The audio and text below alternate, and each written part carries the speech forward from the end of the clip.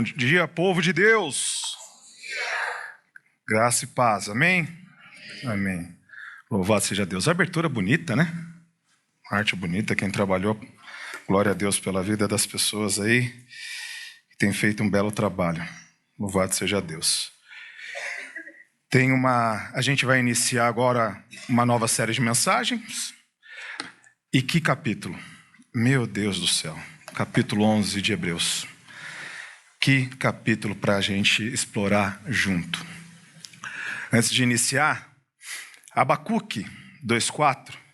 Abacuque começa com uma dúvida que é para mexer com a pessoa por dentro, com a imaginação dela, com a vida dela. Abacuque passava os dias ali profetizando, Antigo Testamento, profeta menor pelo tempo que profetizou, e ele tinha uma pergunta: por que existe o mal? Por que sofremos? Por que a gente passa por coisas ruins? Por que Deus usa o mal até para afligir a pessoa boa, o justo? Por que sofre? Uma baita pergunta, uma pergunta que é até colocada num nome complicado, Teodiceia, que é o problema do mal. Por que o mal existe? Por que ele está aqui? Por que ele nos aflige? Se Deus é tão poderoso, por que essas coisas acontecem? Abacuque tinha essa dúvida. E Abacuque está conversando com Deus. Ele está questionando a Deus porque essas coisas estão acontecendo. E na hora que ele faz essa pergunta, porque um povo mais perverso do que o povo de Israel iria ser usado, e ele estava profetizando isso, ia ser usado para afligir o povo de Israel. Um povo ainda pior que o povo de Israel. E ele pergunta para Deus, por que essas coisas acontecem? Ele falou, e eu vou ficar vigiando até que Deus me responda. E Abacuque espera a resposta. Sabe qual é a resposta que Deus deu? Abacuque, o justo viverá pela fé. Eu estava conversando com o Lucas sobre o texto, a gente conversando alguns anos atrás sobre esse texto, ele falou assim, Deus respondeu? Olha a angústia do profeta, olha o tamanho da pergunta que ele faz, e Deus vem e diz, o justo viverá pela fé? Que resposta é essa? O que ele quer dizer com isso? O que aconteceu com o profeta com essa resposta é uma coisa grande demais. Porque sabe como Abacuque termina o seu livro após ele dizer isso? Abacuque 3, verso 17 e 18, depois de ter ouvido o justo viverá pela fé, está escrito em Abacuque 3, 17 e 18 ainda, assim, ainda que a figueira não floresça, e as vinhas não deem uvas, ainda que a safra de azeitona se perca, e os campos não produzam alimento, ainda que os rebanhos morram no aprisco, ou nos currais não haja gado, mesmo assim, eu exultarei no Senhor, terei alegria no Deus da minha salvação. O justo viverá pela fé. Ele preocupado com o problema do mal, quando Deus responde, tenha fé. E depois dessa resposta ele falou, mesmo que nada aconteça mais na minha vida, nada de bom aconteça, que não tenha nenhum livramento, que eu não tenha comida na minha mesa, todavia, eu me alegrarei no Senhor. O justo viverá pela fé. Essa pergunta não parou em Abacuque, ela foi avançando. Ela passa por Romanos, quando Paulo vai ensinar o que é fé, o exemplo de fé, e ela chega até o livro de Hebreus, que antecede o versículo que a gente vai ler. E no capítulo 10, vai comigo aí, abra sua Bíblia, antes da gente ir para o capítulo 11, capítulo 10 de Hebreus, verso 38 e 39. O que o profeta gritou lá atrás, começou a ecoar pela Bíblia, e começou uma forma de viver. Não é uma resposta para o problema do mal, mas é uma atitude de como a sua vida deve ser vivida a partir da fé. Não sei o que está acontecendo na sua casa, não sei os problemas, mas nós temos uma atitude para viver.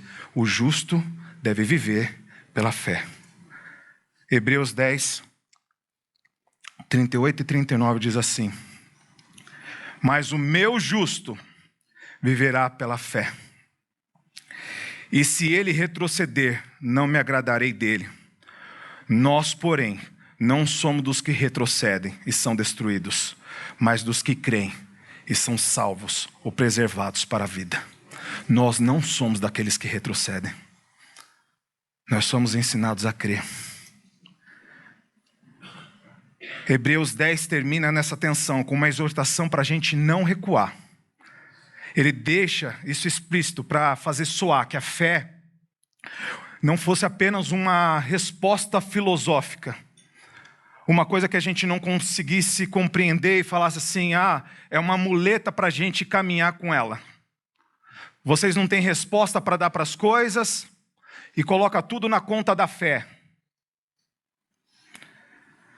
Nós não vamos recuar, como Hebreus disse, né? Ele plantou um solo para começar o capítulo 11, para preparar a gente para saber o que é fé. Mas que fé é essa que Abacuque ouviu ali?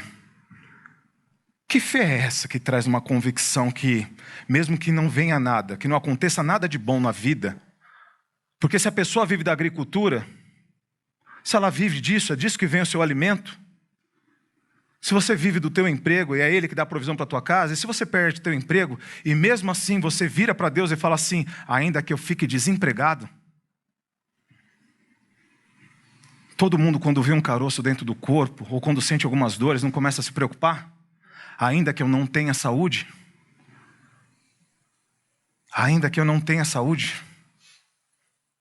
Eu todavia confiarei no Senhor, me alegrarei no Senhor? Que loucura é essa? De onde vem isso? Essa palavrinha chamada fé é muito grande. Vamos entrar então no capítulo 11. Esse solo que foi preparado pelo capítulo 10, onde cita as palavras do profeta, o meu justo virá pela fé. Capítulo 11, verso 1 de Hebreus. A gente vai ler o 1, 2 e 3, mas nesse momento vamos ler apenas 1. Ora, a fé é a certeza daquilo que esperamos e a prova das coisas que não vemos. Em outras versões fala que é a convicção das coisas que não vemos. Ora, a fé é a certeza. As duas palavras que ele vai usar, uma é a certeza e a outra é convicção. A certeza, ou o firme fundamento, como está na Ara, o firme fundamento é a certeza daquilo que esperamos. O que esperamos? Do que ele está falando?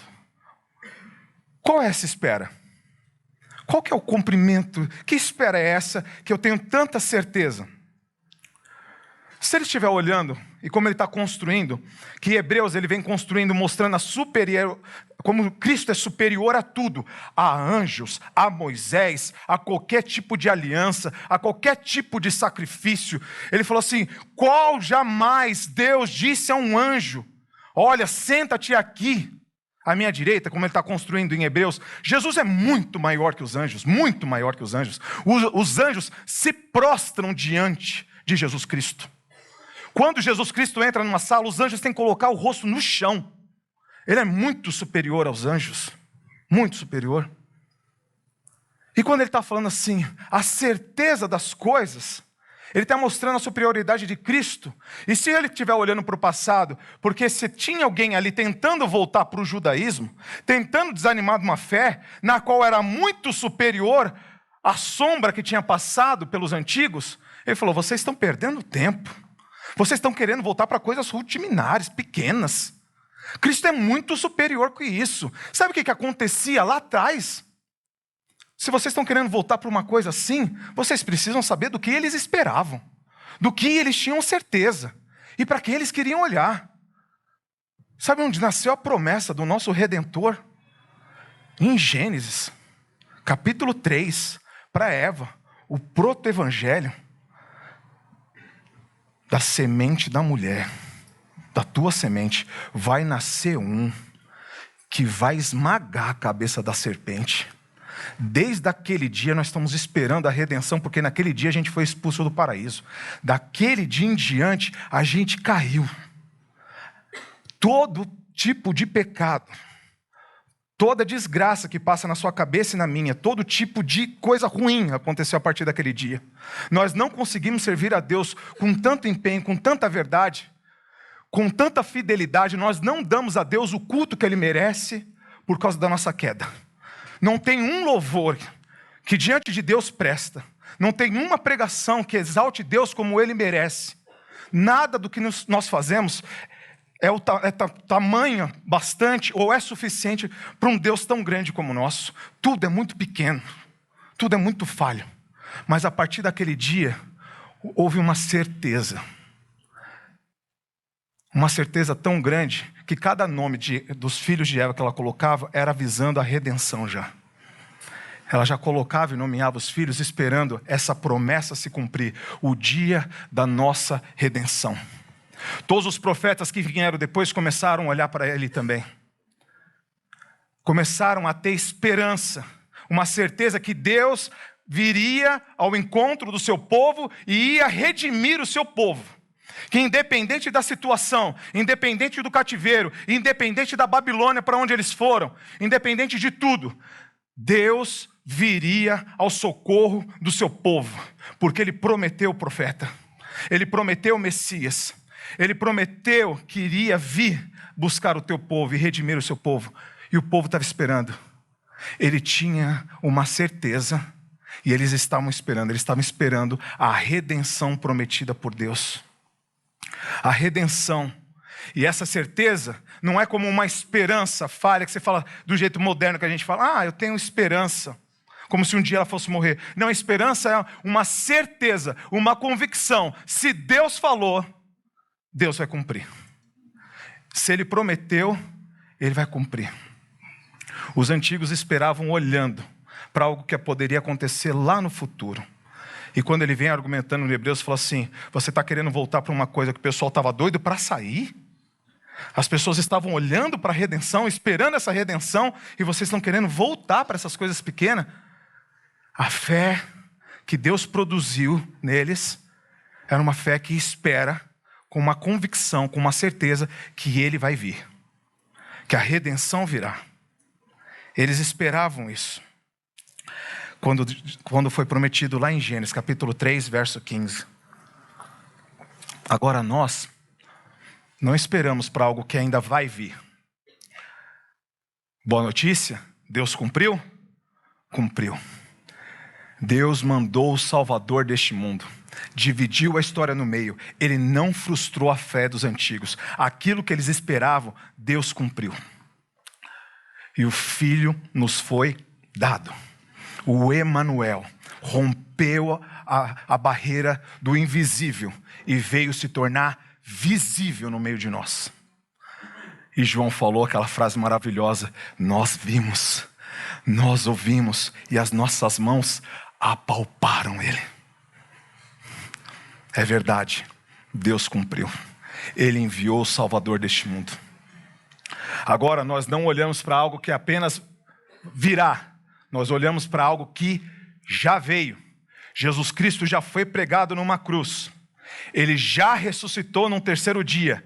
E agora nós estamos olhando e esperando com uma certeza para frente de uma coisa. E qual que é essa coisa que nós vamos esperar agora? Ele vai voltar. E do mesmo jeito que Deus é fiel para ter cumprido e ter sido fiel com cada pessoa que esperou a remissão, a salvação através do Filho, nós também olhamos com convicção para frente, uma certeza absoluta. Nosso Cristo voltará para nos resgatar. Louvado seja Deus por isso. Nós esperamos com uma certeza. Deus não falha e a sua promessa se cumprirá. Essa promessa irá se cumprir. Céus e terras passarão, mas as palavras de Deus não hão de passar. No verso 1 ainda está escrito, convicção daquilo que não se vê. Convicção, a parte B do versículo, ou a certeza das coisas que não vemos. Você já se perguntou por que você se mantém crente? Por que você ainda tem perseverança?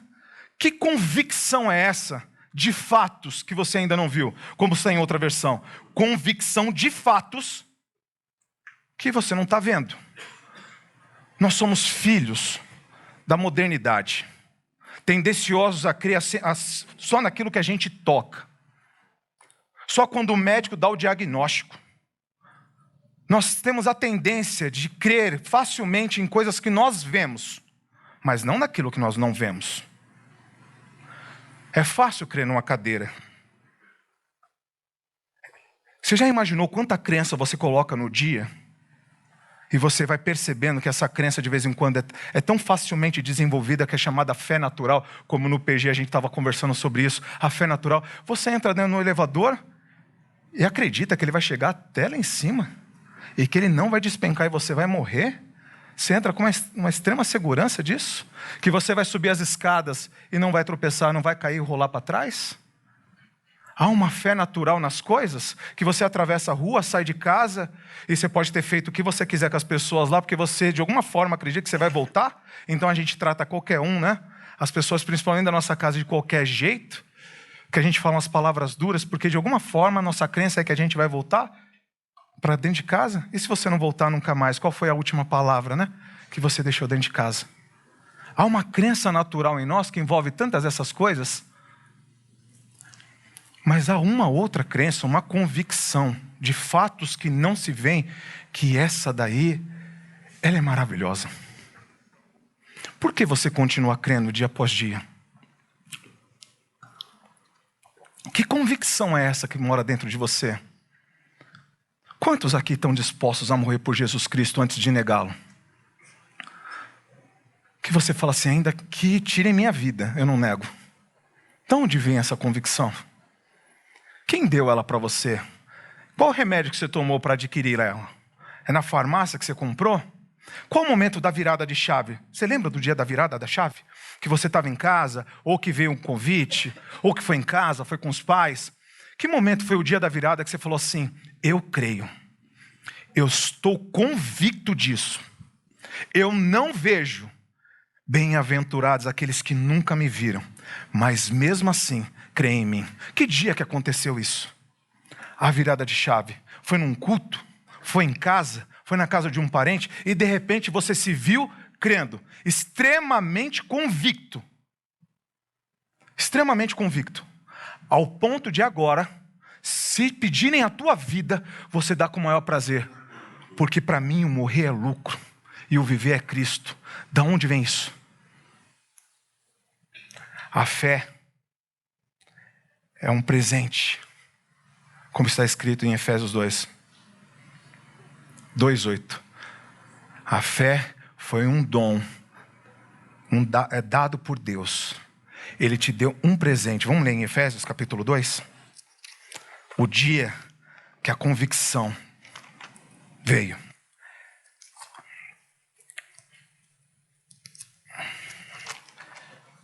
Efésios capítulo 2:8. Se quiser projetar aqui para quem não tiver.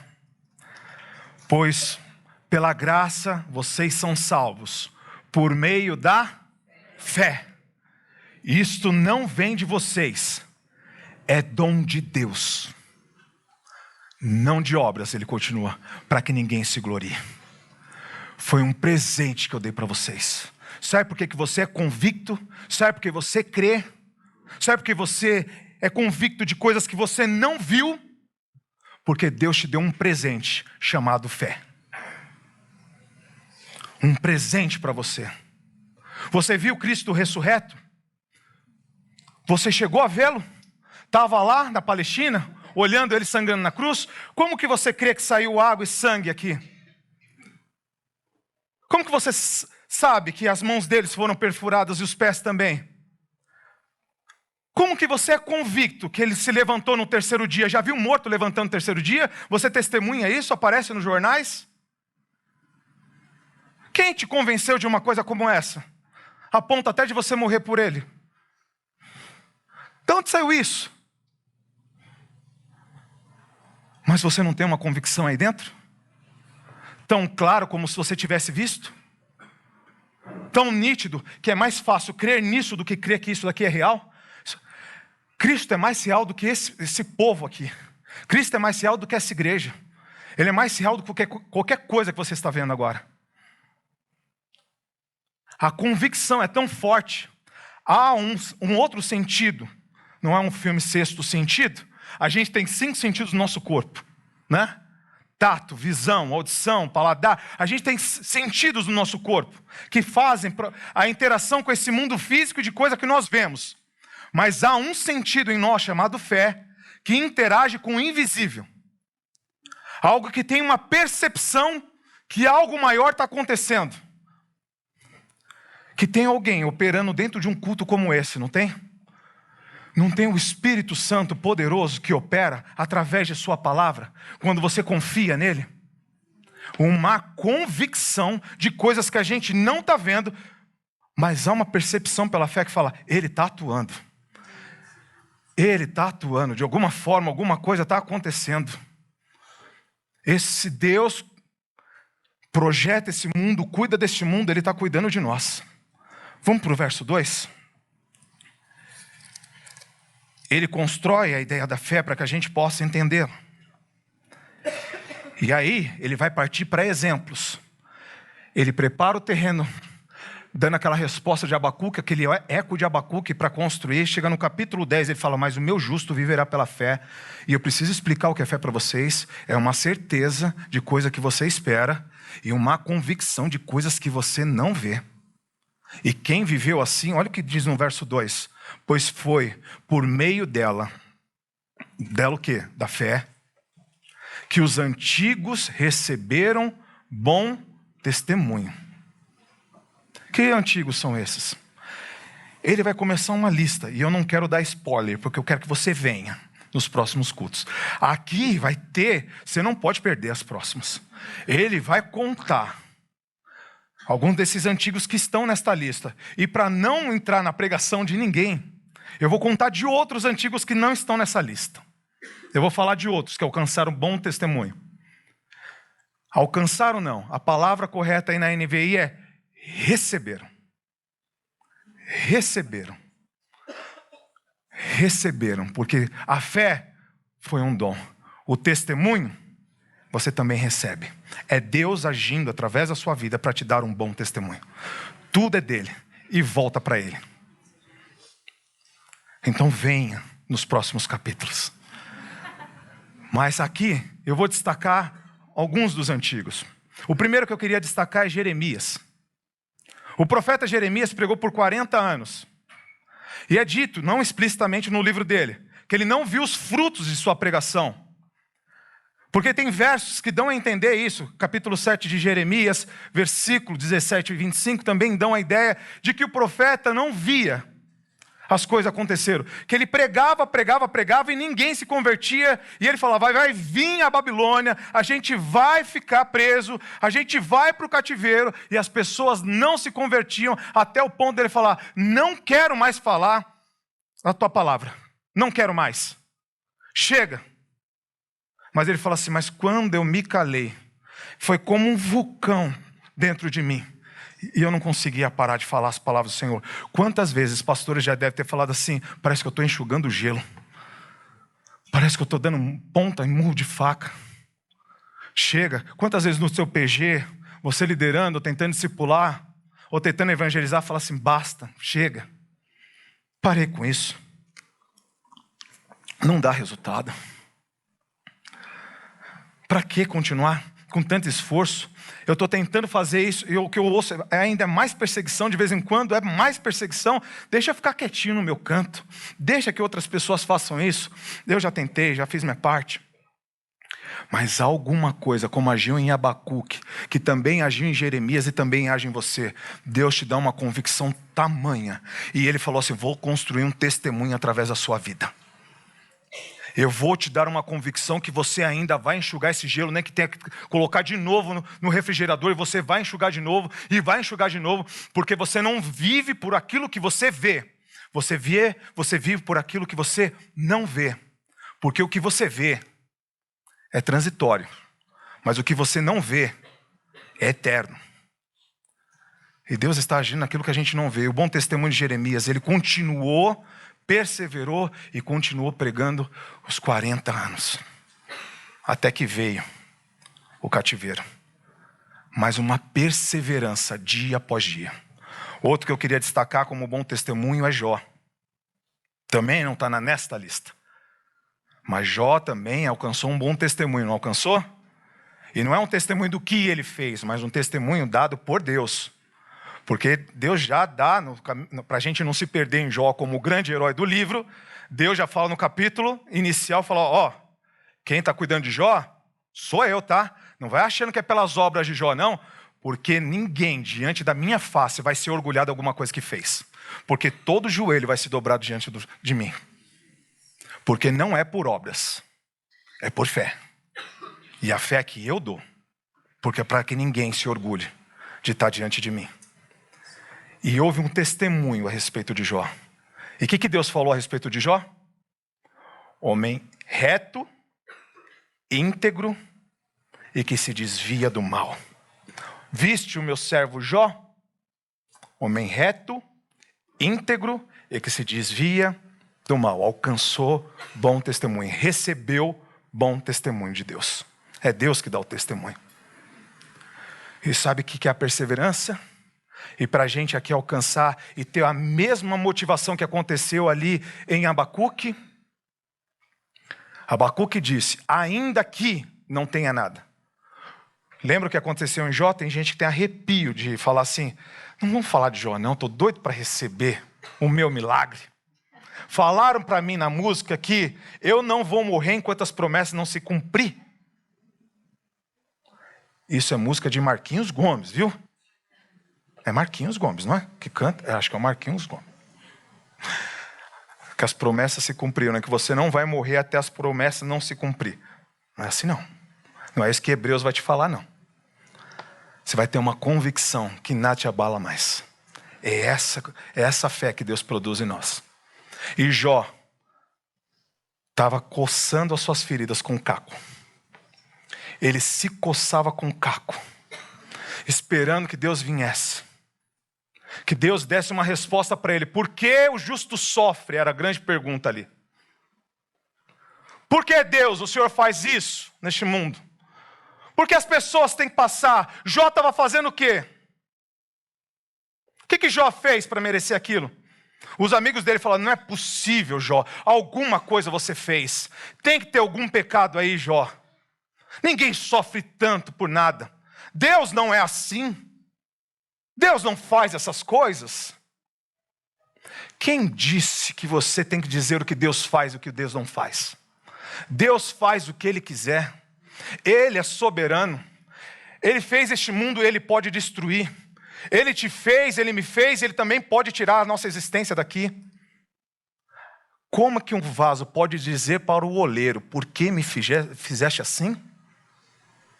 Deus é soberano sobre sua criação. A hora que Ele quiser sacudir um país inteiro, Ele sacode. Não gosto desse Deus, arrume um para você. Só existe um Deus na Bíblia. Só um. E Ele comanda todas as coisas.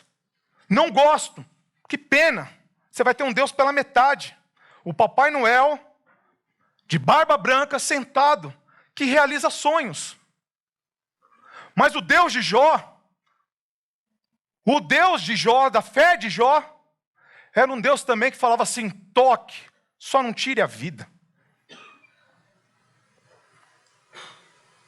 Até a mulher, é esse Deus aí que você serve? Que faz isso? Amaldiçoa esse teu Deus e morre. Abalou a confiança de Jó? Convicção de coisas que ele não estava vendo. Porque a coisa estava acontecendo no céu, ele não estava vendo o que estava acontecendo. Mas ele estava convicto de alguma coisa, ele falou, mulher, como uma louca fala, você fala. Não chamou ela de louca, olha o cuidado. Não chamou ela de louca. Falou, como uma louca fala, você está falando agora. Uma louca, não é você, você não é louca. Porque ele já tinha problema demais na vida dele para chamar a mulher dele de louca. Mas como uma louca fala, você está falando agora. Não recebemos o bem de Deus? Tem gente que vem para a igreja só para receber o bem de Deus. Mas Deus pode colocar uma fé em você, que você vai parar de vir buscar Ele por uma coisa que Ele pode te dar. Só. Então esperaríamos também o mal? Já ouviu alguém falar assim a respeito de Deus? Jó falou. Ele tinha essa fé. Deus deu, Deus tomou. Qual que é a palavra que você tem que dar para Ele? Louvado seja o nome do Senhor. Deus deu, Deus tirou. Louvado seja o nome do Senhor. Agora aplica isso por um filho. Eu tenho um filho, seu coração não teme? Deus tirou 10 de Jó. Nosso filho está longe, não está ele? E se Deus quiser tirar? Não tem filho perto. Não teme seu coração? Não arrebenta com você por dentro? Crê num Deus que dá e que tira? Ele tem que dar essa fé para nós. Nós precisamos caminhar com essa fé. Só ela vai manter a gente de pé. Porque Deus tem dado, mas também Deus está tirando. Eu não sei o que Ele pode tirar de você, eu não sei o que Ele pode tirar de mim. Deus deu, Deus tirou. Louvado seja o nome do Senhor. E sabe o que ele diz ainda mais para frente no livro? Uma frase conhecidíssima em Jó. Está no Jó capítulo 19, 25. A coisa estava caindo de banda dele. Era caco de vidro, abandono de mulher. Amigos falando que ele não prestava. E o cara tentou fazer de tudo, ao ponto de falar. Tem um livro, tem um capítulo em Jó, que bota arrepio em qualquer homem que se acha crente. Para qualquer homem que se acha crente, você fala assim, não é possível que tenha vivido um homem assim na terra. Que até em Hebreus vai falar, homens que a terra não era digno de tê-los. Você está em Hebreus, participe das próximas. Mano. Jó no capítulo 31, antes de ler o 19, desculpa. Jó no capítulo 31 falou assim, os caras argumentando para ele, Jó, você errou, Jó, você errou. Não é possível, você fez alguma coisa. Ele falou assim, olha gente, deixa eu falar um negócio para vocês. Se eu coloquei os meus olhos numa donzela, se os meus olhos, porventura, pousaram sobre uma donzela, não é ter tocado numa donzela, tá? Não é ter tocado numa outra mulher. É ter olhado, com algum desejo, que homens montem em cima da minha esposa. Está na Bíblia, capítulo 31. Invocando maldição para dentro de sua casa. E um homem desse está sofrendo. As feridas fedem. Parece que é um joguinho eterno com a vida dele. Mas não é um jogo. É soberania. E não é porque é sofrimento que Deus está longe. É muitas vezes no sofrimento que Deus está perto. É no momento que a gente mais clama. Porque para alcançar bom testemunho é fácil contar bom testemunho? É fácil ser Jó? Alguém fala assim, conta seu testemunho. Foi fácil passar pelo testemunho? Foi fácil, Ju, passar pelo testemunho? Que foi contado tantas vezes?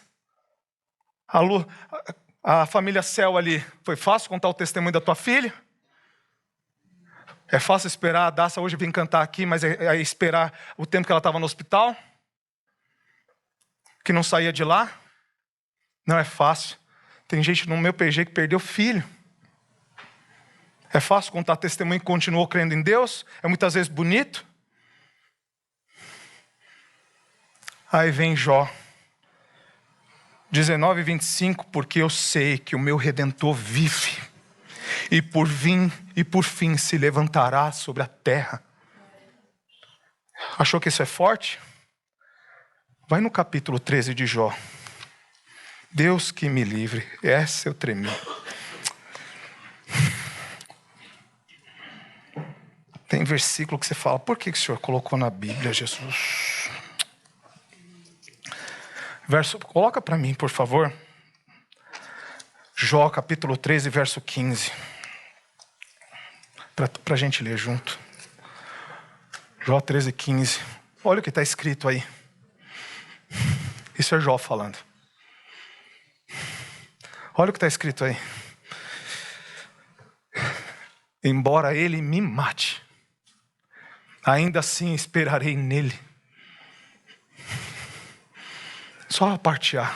Ainda que ele me mate. Você tem essa convicção de fé? Ou você serve a Deus ainda só pelas coisas que Ele pode dar, só pela cura que Ele pode responder? Só pela pessoa que Ele pode converter? E se Ele não fizer nada? E se Ele não quiser fazer nada? Porque silêncio não é sinônimo de ausência. Ele pode não te responder, mas Ele está perto. Ainda que Ele me mate, ainda que Ele me mate, a gente só quer saber muitas vezes da bonança, mas para alcançar bom testemunho, para Ele dar esse testemunho, um testemunho que o agrade, porque o testemunho deve ser para agradar a Ele. Ainda que Ele te mate, confia nele, continua confiando nele. E vamos para o verso 3 de Hebreus, capítulo 11, verso 3, e a gente termina. Porque os antigos conquistaram o bom testemunho, mas não foi fácil. Não foi fácil. Ninguém queria passar. O testemunho deles está aqui. Quanto de nós olhamos para o testemunho de Jó, de Jeremias, desses homens de fé, e fala: uau, o que Deus fez? E aí vem esse verso. Verso 3. Pela fé, entendemos que o universo foi formado pela palavra de Deus. De modo que aquilo que se vê não foi feito do que é visível. Entre fé, ver, não ver e criação agora. Ele falou assim: você acha que a fé de vocês é irracional? Você acha que ela não tem que ter entendimento? Que é aquele salto no escuro, como as pessoas falam? Que você usa uma muletinha para crer nisso daí, para tentar convencer meia dúzia de intelectual, que você tem que se matar para convencer meia dúzia de intelectual? A convicção que eu dei para você é um presente. E a conversão de qualquer pessoa é um milagre. Para acontecer uma conversão, você pode ter os melhores argumentos do mundo. Só Deus converte pessoas. É o Espírito Santo que convence do pecado, do juízo e da justiça. É um milagre, é um presente. É um grande presente que eu dou. Se você tem esse presente e é convencido, agradeça a Deus. O dia que seu coração simplesmente creu. Simplesmente creu. Mas ele falou assim: mas não é irracional. Pela fé, entendemos. Nós entendemos. A construção de palavras aqui do escritor de Hebreus é que falou: a coisa está tão bem ajustada. Ele formou, a palavra formado ali, no grego, essa palavra é, ele tratou tudo com o tempo, as horas, as eras, as idades, todas as coisas foram formadas por ele. Formadas por ele. Por que esse argumento está junto com a fé? Porque se você precisar crer também, ele falou: vou te dar algo visível, para você ver como que funciona, e você vai saber que tudo que você está vendo aqui não foi formado por alguma coisa que você está vendo. Foi algo porque você não viu. E eu preparo o terreno para a tua fé. Crer que Deus é o Criador dos céus e da terra é uma das coisas que mais atravessa o Antigo Testamento inteiro. Quase todos os salmos cantam ao Criador dos céus e da terra. Você não fica deslumbrado. E uma convicção de fé vai te aumentando quando você vê algo criado por Deus. Não mexe com você, você não tem vontade de viajar e ver a natureza, e ver os pássaros, e ver as belezas das coisas criadas por Deus. E quando você vê ela, você fala assim: que Deus maravilhoso, que Deus incrível, que Deus poderoso. Você fala assim: minha fé não é um salto apenas no escuro. Olha a perfeição disso. Olha como que Ele criou essas coisas. Olha como tudo funciona bem. Você sabia, você percebe, você sente que um alimento, quando você come, simplesmente faz bem? É bom comer proteína? Sabe quem Deus fez? Quem fez a proteína? Deus. Não é bom tomar bastante litros de água, ou 2 a 3 litros de água por dia? Sabe quem fez a água? Deus. Há um entendimento na sua fé, que você entende que tudo que é criado foi criado por Deus. E agora não é apenas um salto no escuro. Você confia num Deus que fez estas coisas e que você consegue entender que estas coisas foram feitas por Ele. E aonde está a fé? Naquilo que foi feito pelo invisível. Você viu o dia que Ele criou isso?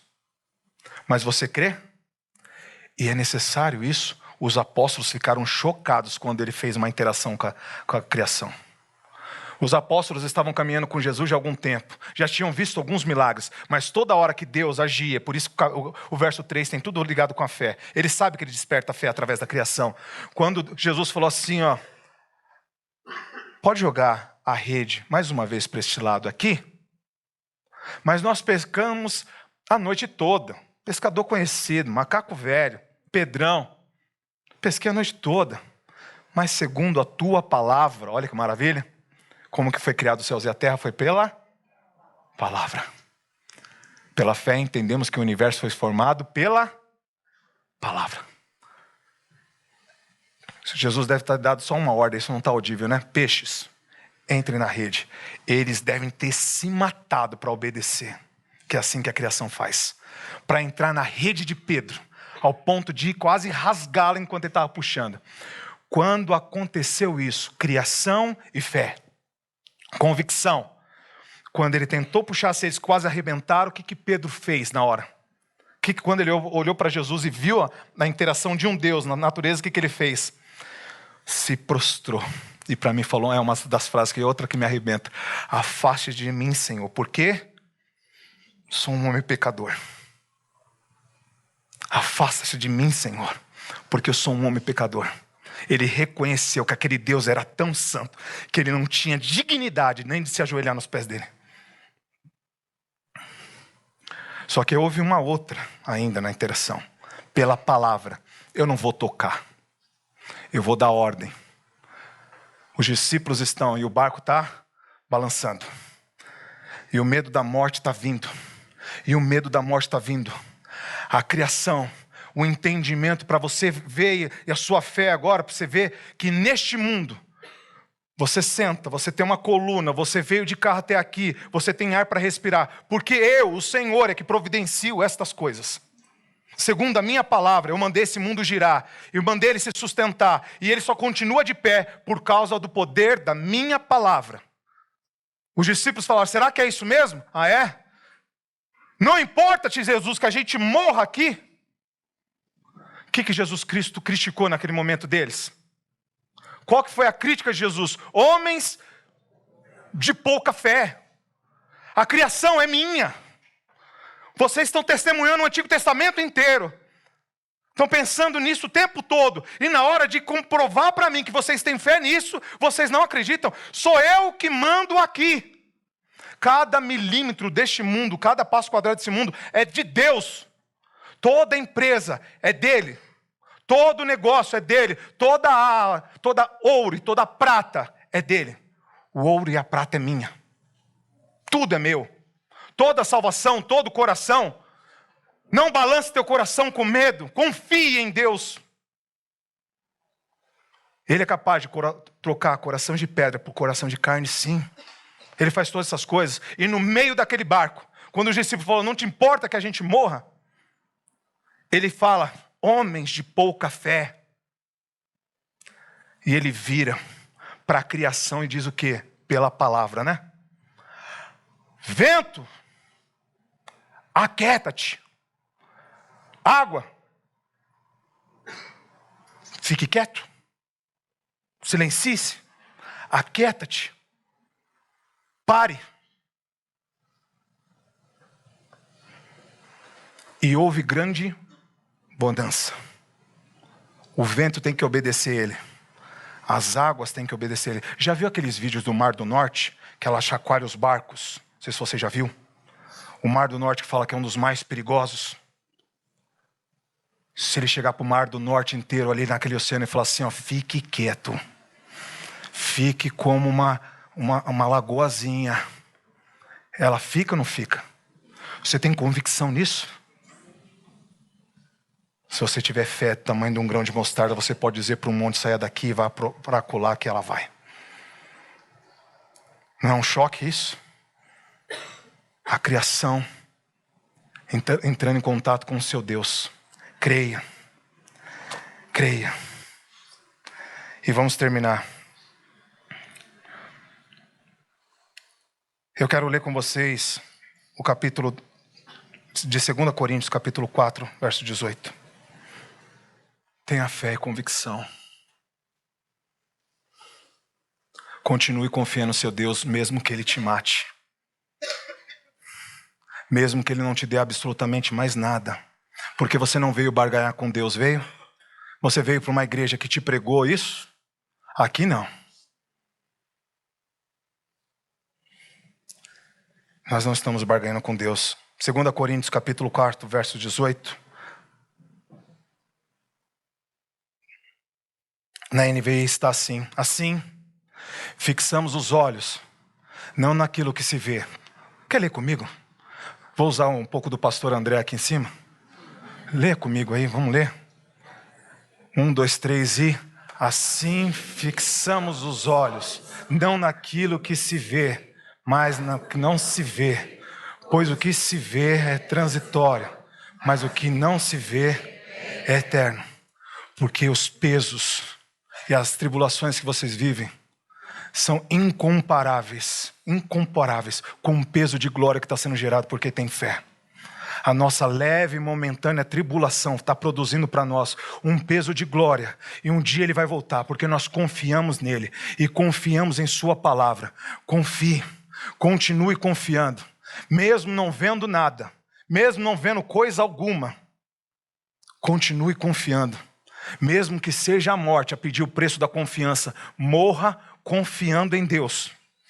Porque é certo que você verá o seu Senhor, só vai durar um momento, você vai fechar o olho nessa terra por um momento, mas no momento seguinte você vai ver seu Redentor vivo e falando, vem filho meu, amado meu, e a gente vai dar a Ele, porque nós não viemos para essa terra, nunca foi sobre nós, não é o que a gente vai receber aqui nessa terra, não é o que recebemos, embora Ele dê tanto, Deus gracioso e misericordioso, mas não é sobre nós a história.